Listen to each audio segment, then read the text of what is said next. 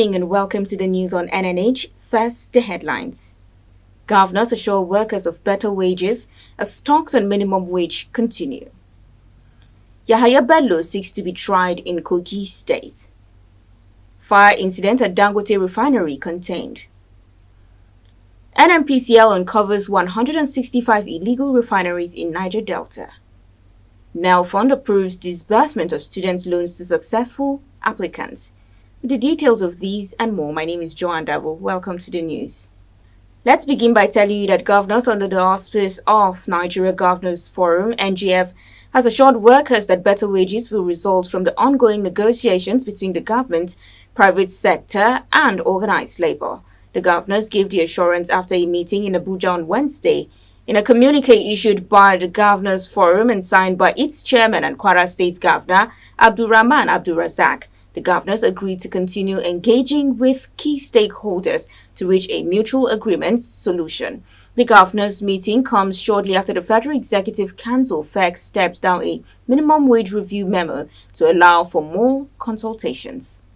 The immediate past governor of Kogi State, Yahaya Bello, has written to the Chief Judge of the Federal High Court, Justice John Toho, seeking to be allowed to face his trial in Kogi State. In the letter written through his team of lawyers led by Mr. Abdul Wahab Mohammed SAN, Bello, who is standing trial over 19 counts charge, maintained that only Lokoja Division of the High Court has a territorial jurisdiction to entertain the suit filed against him by the Economic and Financial Crimes Commission, EFCC.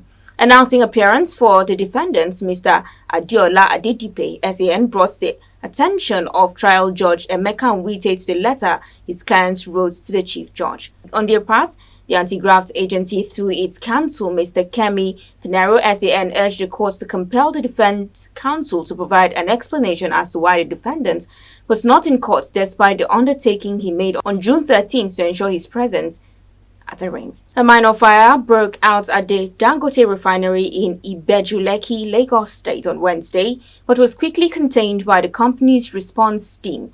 A video showing a cloud of smoke and a loud explosion sparked concerns, but unfortunately no injuries or damage were reported.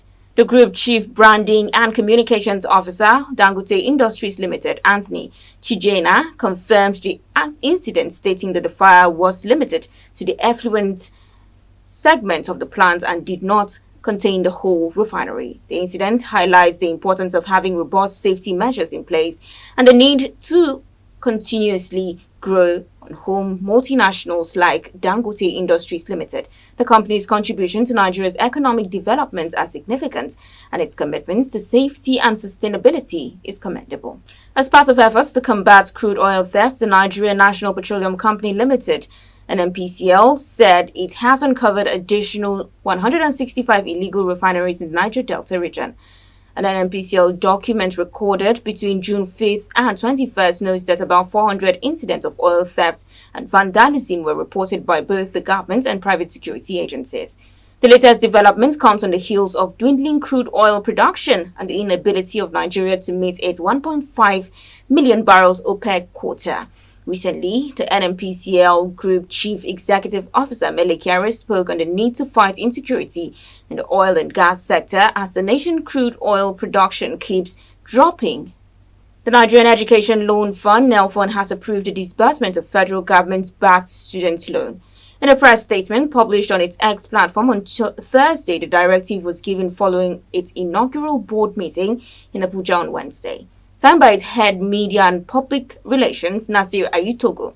The statement said the meeting marked a significant milestone in the organization's commitment to empowering students through financial support. The development comes days after reports that Nell Fund announced a 14-day postponement of the application process for student loans for state institutions due to low data submissions.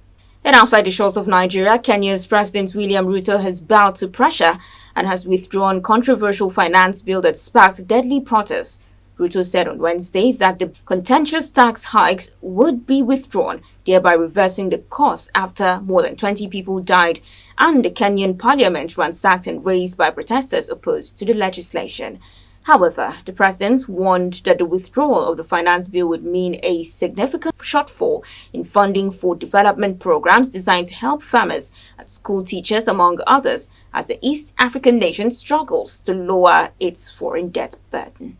And lastly, in sports, Anthony Joshua will face Daniel Dubois in an all-British showdown for the IBF World Heavyweight title at Wembley on September 21st after Alexander Usyk confirmed he was vacating the belt. Dubois is the IBF mandatory challenger, and it was announced on Wednesday that he will go up against Joshua. Usyk, aged 37, became the first heavyweight to hold the IBF, the WBO, WBA, and WBC belts when he beat Tyson Fury on a split decision in Saudi Arabia last month. That's all we have for you on the news today. Join us tomorrow for more stories. Meanwhile, you can visit our website and social media handles for breaking news stories. Thank you for being part of the news. My name is Joanne Davo. Keep watching NNH.